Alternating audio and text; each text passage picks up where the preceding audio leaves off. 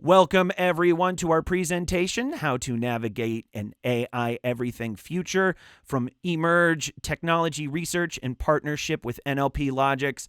My name is Matthew DeMello. I'm Senior Editor here at Emerj. You'll be hearing from me a little bit later in our program during our Fireside Chat segment, where I'll get to pick the brains of our guests in this presentation. On that note, very lucky to have here with me today Matt Berseth, co-founder and chief information officer at NLP Logix, along with Ted Willich, CEO at NLP Logix. They're going to kick off our presentation by discussing industry trends in a way that will put a finer point on the current moment we're currently having across industries with AI capabilities, and one that they've seen up close and personal over the last decade, that NLP Logix has grown. So without further ado, Matt and Ted, thanks so much for being with us. And yes, tell us about this last decade that we've seen and the AI trends that is leading to this current moment we're having in the zeitgeist with this technology. Yeah, thanks, Matthew, for having us. And we appreciate the opportunity to be able to talk a little bit about NLP Logix and where we've been, where we are, and maybe where we're going. Like you said, everything now is changing from the standpoint of AI and how it's transforming businesses and people's lives. And it's been fun to kind of be on the forefront of that and to talk a little bit about the history of our company. So NLP Logix, we were founded 12 years ago, almost to the day. And the original business plan was to use natural language processing to integrate disparate health systems. We were going to focus on healthcare. And fairly quickly, within 2 or 3 months, Matt started competing in data science contests hosted by Kaggle. Very quickly started winning contests, kind of a top Kaggler. And it was then that we thought that there was a gap in the market. And the gap in the market being, it's one thing to fit algorithms and deploy models and do all of that, but it's a whole nother thing to put it into production. So we changed the business plan, said we're going to do machine learning as a service, and we're going to build custom models, and we're going to set the world on fire that way.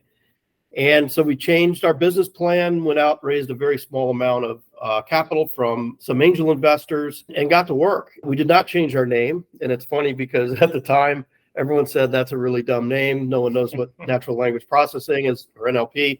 And then, of course, in the last year or so, with large language models and ChatGPT, everyone's like, "Oh, that was a smart name," but completely by accident. But it's fun because you're talking about AI. Everything is a new standard, and really the history of the company, we've ridden that whole wave just at least in the last 12 years. So the first couple of years we really focused on tabular data, predictive modeling, advanced analytics. Got a couple of large contracts with state entities. And to this day, we're in 14 of the 54 poison control centers with algorithms and analytics running on the back end.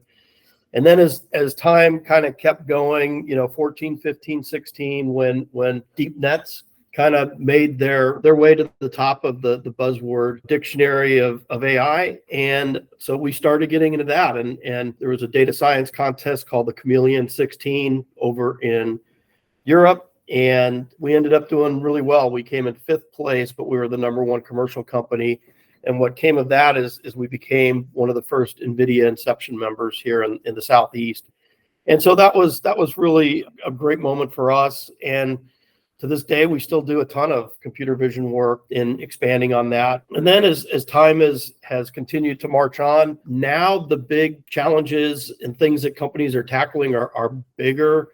They're more complicated from the standpoint of using different technologies, whether it's tabular data, audio, text, video. We're starting to do more and more business process automation using these technologies, and that's really kind of the timeline. And today we've got about 100 team members, just over half here in Jacksonville, and a few others in states in the U.S. And then we have a team in the Philippines, and we have a team in Serbia. So we're kind of chasing the sun as our solutions have gotten more complex, but more importantly, critical to our customers, day-to-day business.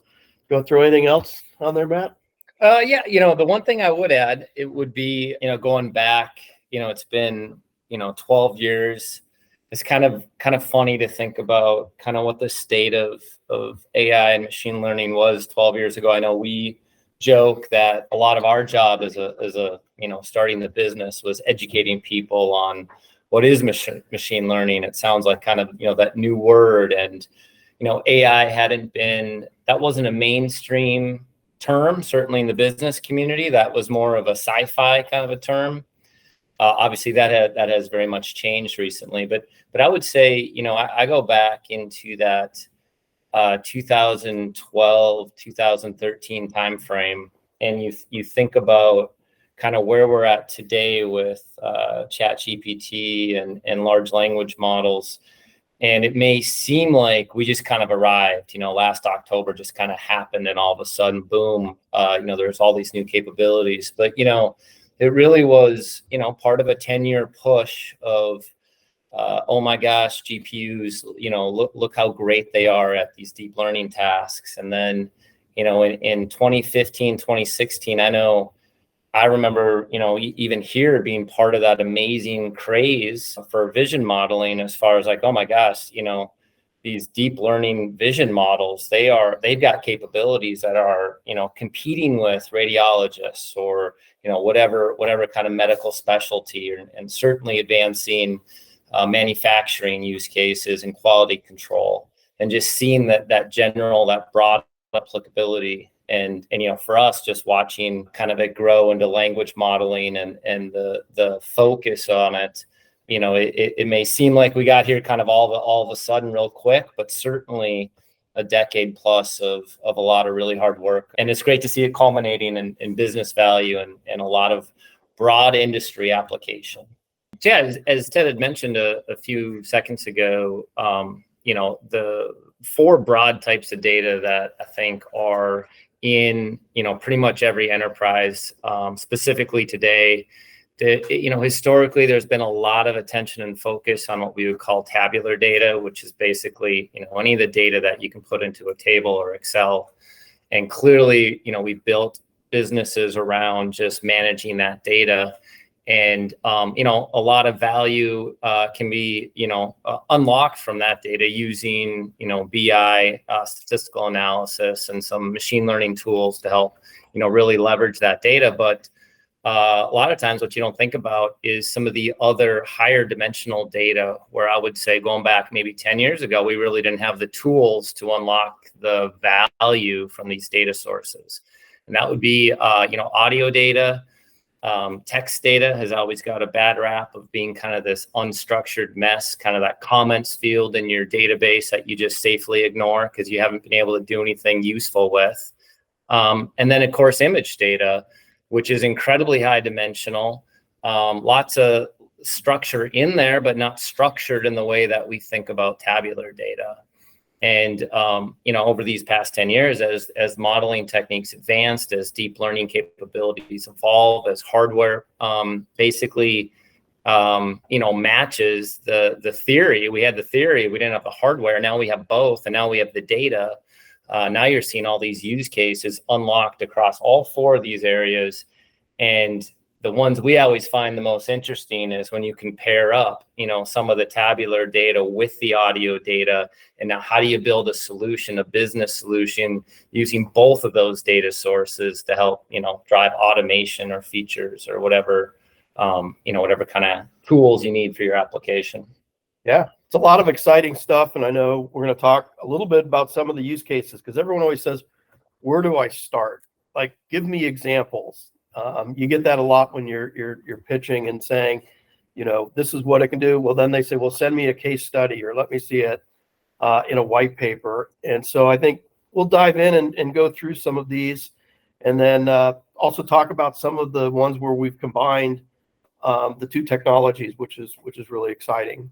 Yeah, I'll start with jumping in here with some computer vision, the technology behind computer vision problems, which are basically taking pictures, imagery that very much is similar to how humans see the world, a picture of an object, or again, I'm going to go back to some of the business use cases, maybe a manufacturing use case that is looking at items as they're going through a conveyor belt, or maybe pictures of, we've seen self-driving cars, but other use cases around identifying, hey, here's a picture of some equipment. Is there a defect in this equipment? So there's lots of use cases, and the way that we like to think about it is any kind of task where a human can look at a picture and identify something easily, quickly, a couple seconds.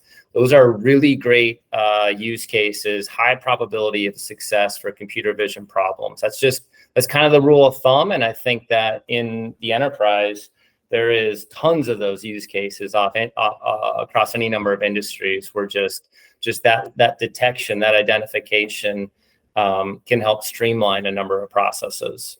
One of the interesting things too is we've had a number of private equity firms, before they go and buy another company, they'll have us look at how much data or what the company has, because there's a lot of unlocked value out there where kind of the smarter or more forward-leaning firms are able to identify value that maybe the seller doesn't.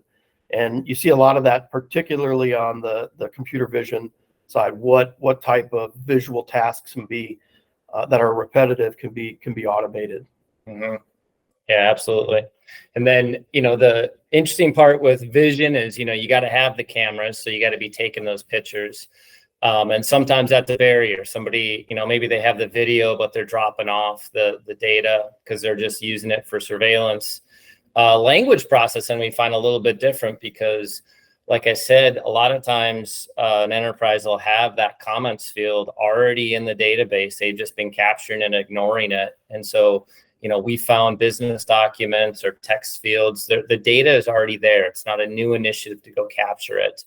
But the language modeling tools today have advanced tremendously, and giving the enterprise the ability to add some structure or some semi-structure diligently, but getting zero value from, is really an area I think of low-hanging fruit. It's almost, as far as, hey, you go from doing nothing with a big chunk of data to, hey, what's some low-hanging fruit that we can kind of tease out of this? I don't think it takes much thought to figure out, one or two use cases that can move the needle from an ROI standpoint. So yeah, predictive modeling, I got to say what's old is new. I'd say that the traditional tabular predictive modeling is probably not getting a bunch of attention because it's not new and there's not new breakthroughs. So there's not a lot of research, but it still is a great area to put some focus on, where you have some tabular data. How can you forecast the future? How can you classify your customers or segment your customers? How can you predict outcomes, gain insights? Lots of value there that I think still can be unlocked. One of my favorite use cases, honestly, is the RPA use case, robotic process automation, which I think pairs very nicely with all of the approaches we talked about prior, where you can set up automation that can go and basically mimic what humans do in applications by entering data, checking data, extracting data, and then pairing it with other algorithms to enable downstream automation has been a big ROI for our customers. And finally, I'll just touch on document AI before we go and drill into some deeper use cases on it. But if you think about all of the business documents floating around the world, a lot of them are digital, as in they're docx or in a digital format, a native digital format. But there still is a high number of documents that are scanned or basically pictures of data. And there's a lot of automation that has yet to be unlocked by enabling, high quality and efficient digitization of that kind of analog data. Lots of good value to be unlocked in each of those use cases. Yeah. Well, let's dive into some use cases. Let's do it. Use case number one. Yeah, I'll tee it up. So this is a company that's in the property and casualty space. And their challenge is their business is growing very fast. And what they do is they provide insurance carriers that have property coverage, that when there's a claim, they provide an estimate and a recommendation on what should be replaced, what type of product it was that was damaged, what should be replaced, and then an estimate on the cost. And their business is growing very fast, and which is great. However, the experts that can see and really understand what species of wood or what type of carpet or all of this, it's amazing the science on the human side that goes into this. They have a very limited number of people that can actually do it, and they're not getting any younger. And so the challenge is, how do I scale this up? Yep. It's a perfect use case where it's a really good setup for automation too, because this is a scenario where the customer is going to have a lot of existing data. They have all this data that they've used historically, and that data is able to jumpstart the path to develop algorithms, evaluate the quality of them, understand the trade-offs, understand where they can fit into the process, or where humans still need to be brought in to adjudicate some of the harder examples. So high value use case, and I think one that again you'll see across industries, and very rich with ROI. Yeah, let's hit the next one. So this is the one that was really interesting, because you hear a lot about it in the news, and as well as these bigger companies like Indeed, these big HR companies, and they've got the resources and they have the data science to be able to do these high matches with high accuracy, but then you have this huge mid market of HR companies in the US, and we've had a really quite a few successful clients in this space where we're doing candidate to job matching, job titles, job descriptions, things like that. And they had a lot of success with it. This is about as close as we've brushed with like the large language models, at least before about a year ago. We're obviously using them a lot more, but yeah, if you want to. Yeah, I'll just say it's a great example too, where maybe state of the art in this industry was basically a keyword search. And, when we were developing this, we were looking at, these saved queries that were just these enormous keywords that the recruiters had keyed in, and they had spent so much time on these queries, they wouldn't share them with their coworkers because they had spent invested so much into this. They're competing. But a great application for something like using embeddings to understand in a little bit more flexible manner, to understand similarity more like this, and able to really move the needle for our customer in this situation. And this is probably, for us, if we don't deliver an ROI for our client, then we don't get to keep the client. And so, focusing on business value is really a big deal for us. In fact, we've told clients, we don't think we can deliver. There's no way it's going to be worth, replacing or trying to supplement humans with a solution. But in this case, this was definitely a significant ROI for our client.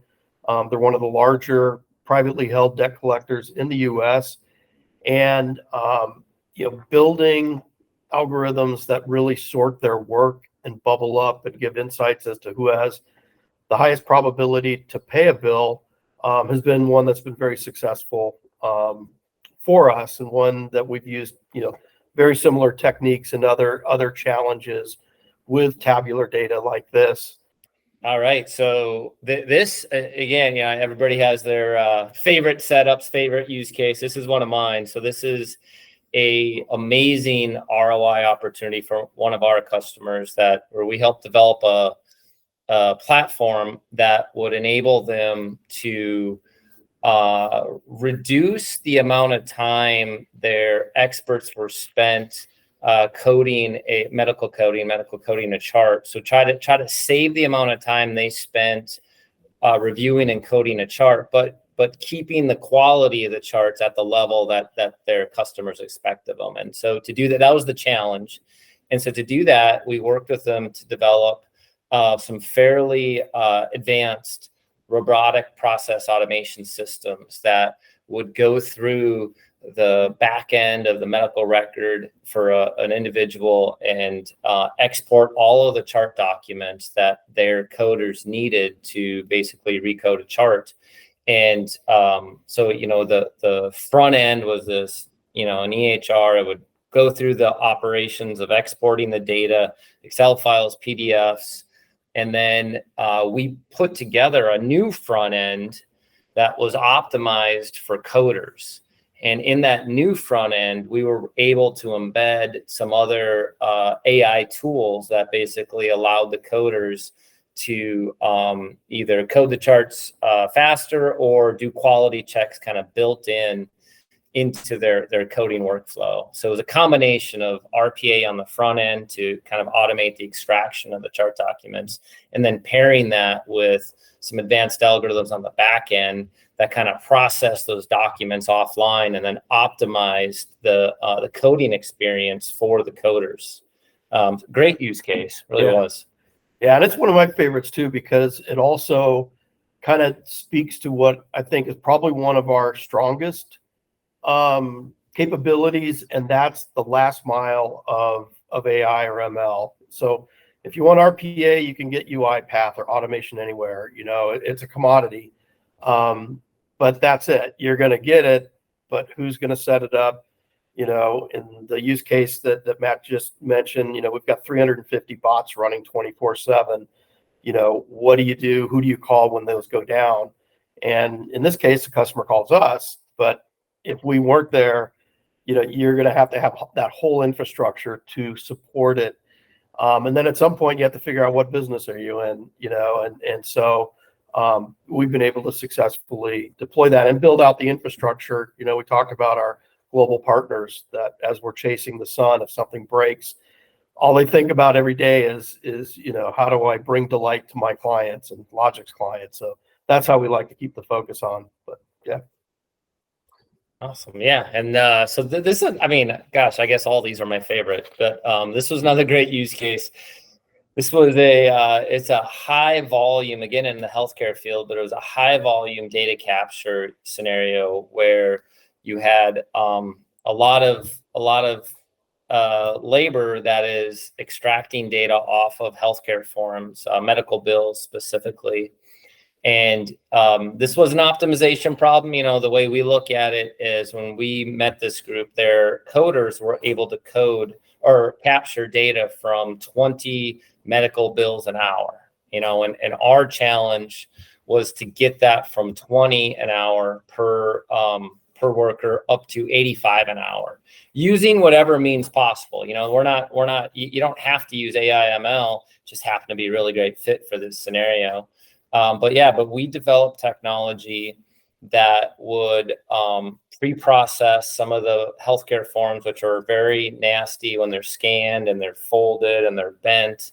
Data is skewed and misaligned, and you got the data printed right over the form, making OCR almost impossible. And so we developed some pretty sophisticated technology that would basically erase the form and just leave the data. And you have to imagine this is it's a scanned document where all the text is black, the form is black, and the data is black. So the patient's name is in black text right over the lines, maybe off to the side.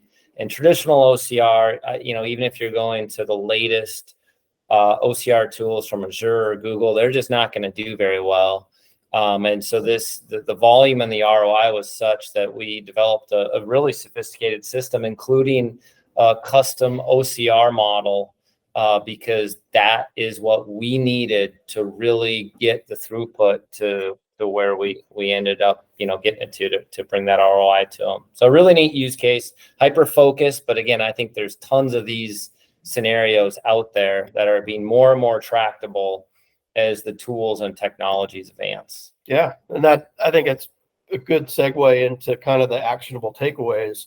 And what can a business leader do to even begin to start down the AI, down the path. The good news is that people are recognizing it and they're starting, but there's also the competition side. Like we just showed 4 or 5 different industries and use cases, and our customers are really getting ahead of the competition.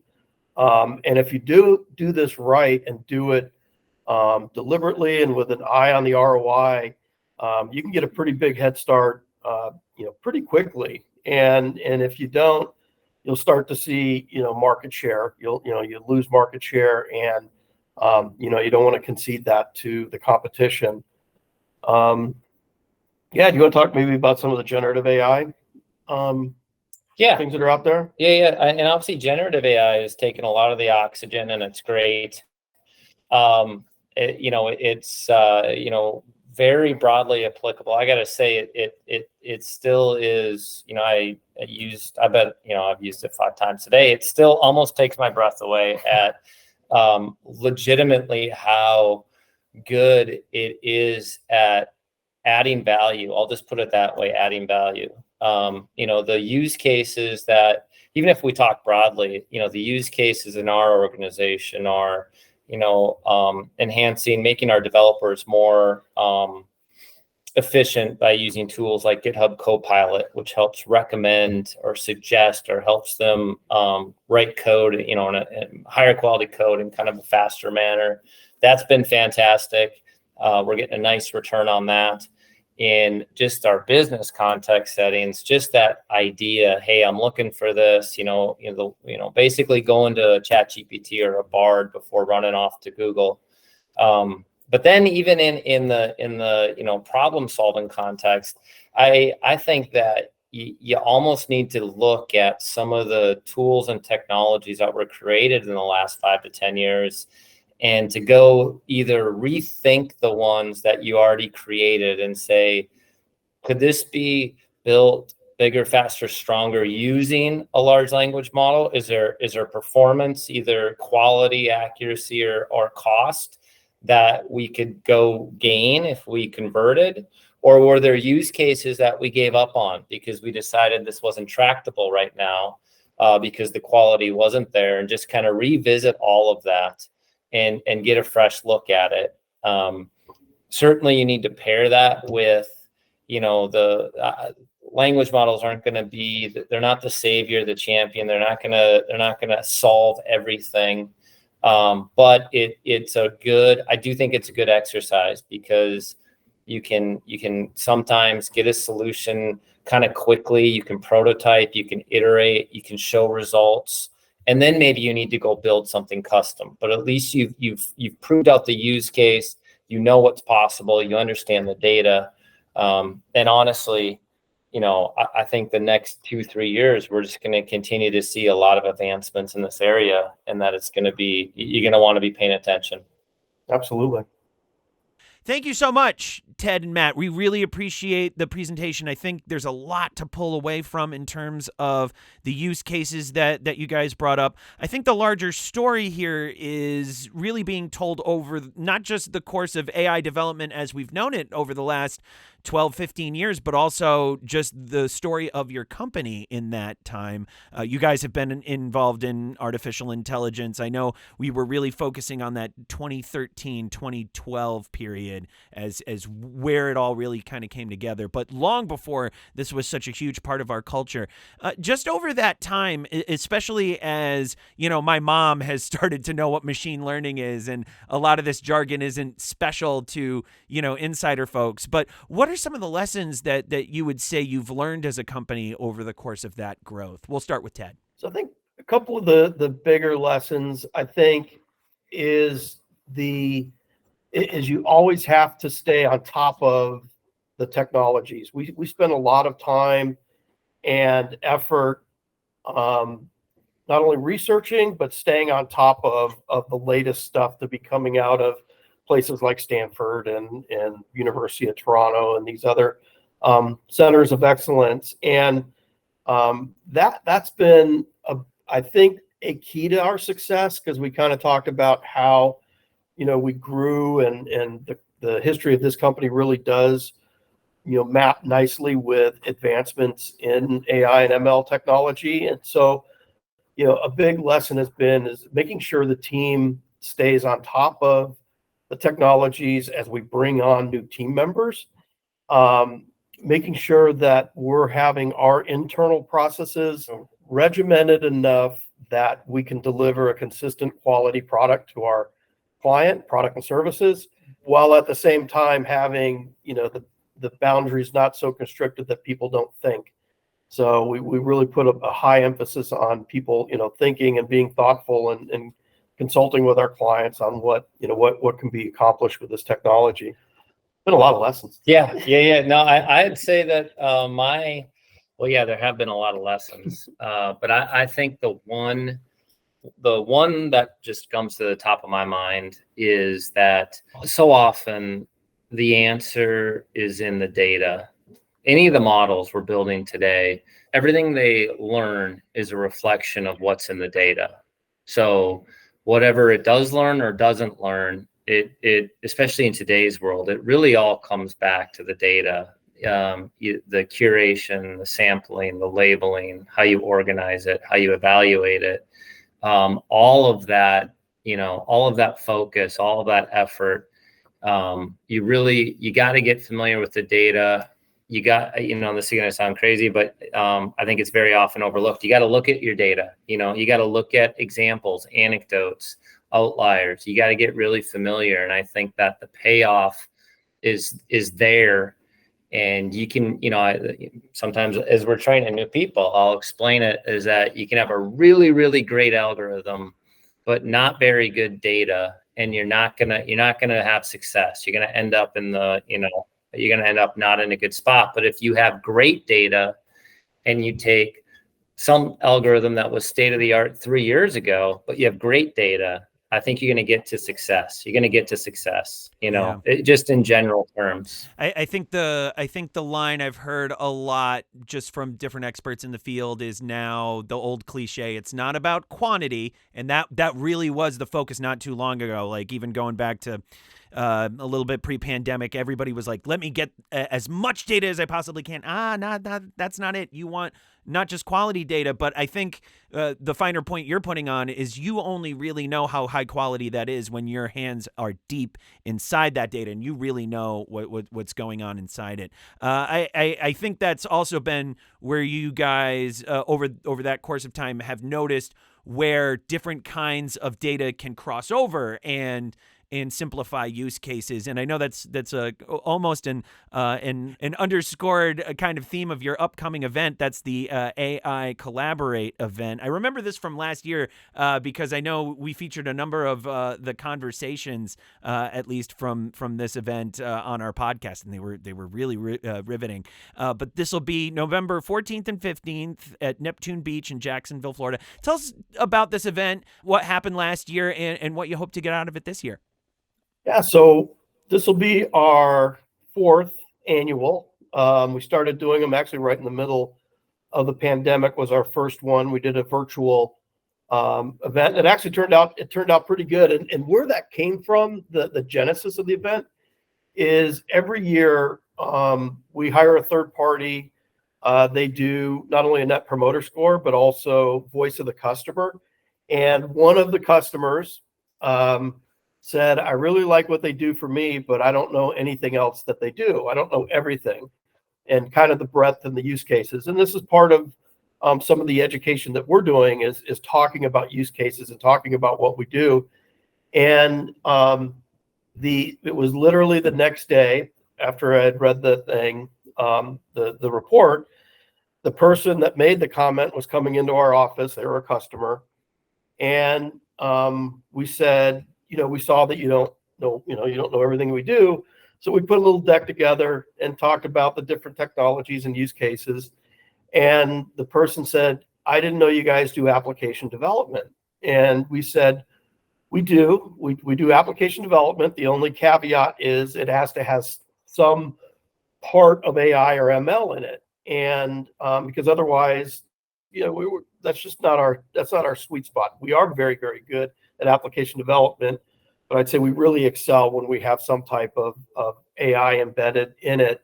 And they said, "Wow, that's great. We have a project for you," and it turned into a pretty substantial piece of business, which was a good lesson learned for me. Was, hey, make sure your clients know what you guys can do. And so we said, let's have an annual client event. We'll call it AI Collaborate. We'll have clients virtually for the first year come in.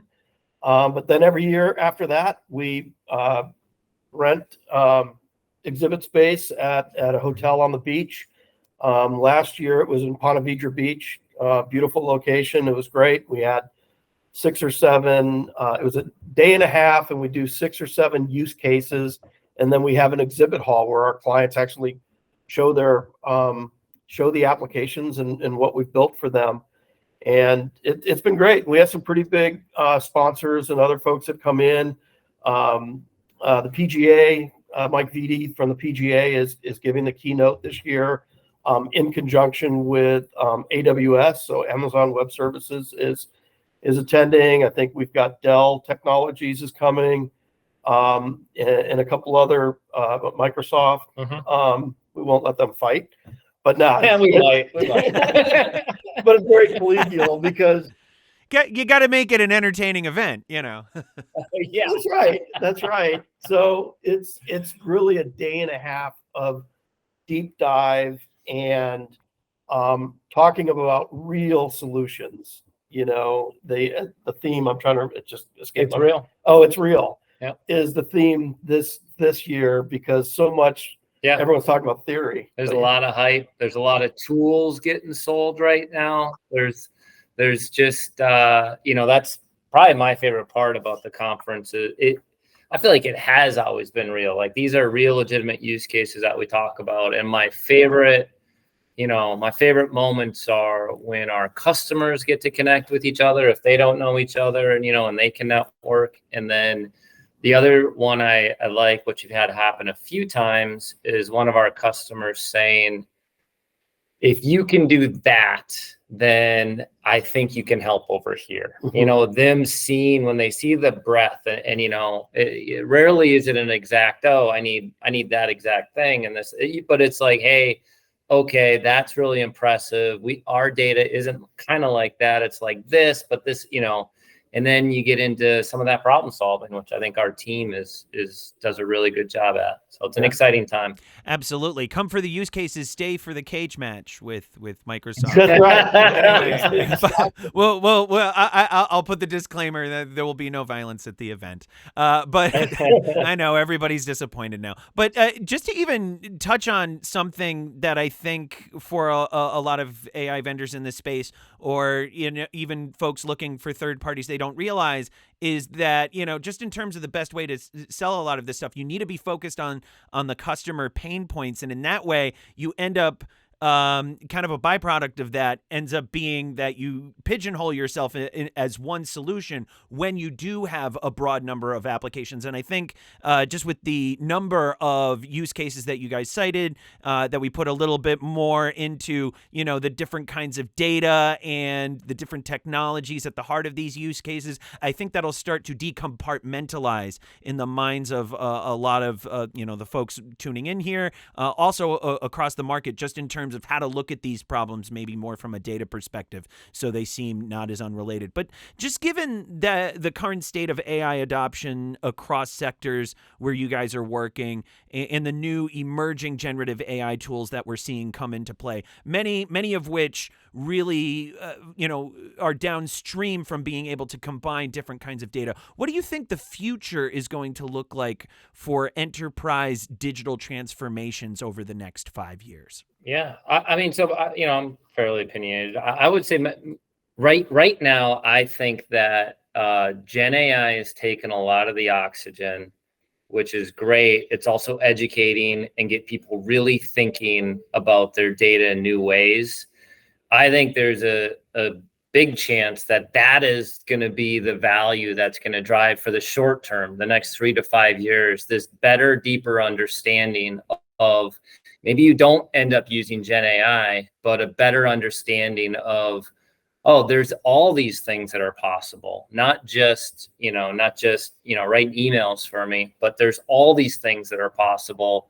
And I think that's what the short term is going to be. Is I think the next 3 years, you're going to see a lot of use cases make it to production using what I would say now are traditional AI tools like computer vision.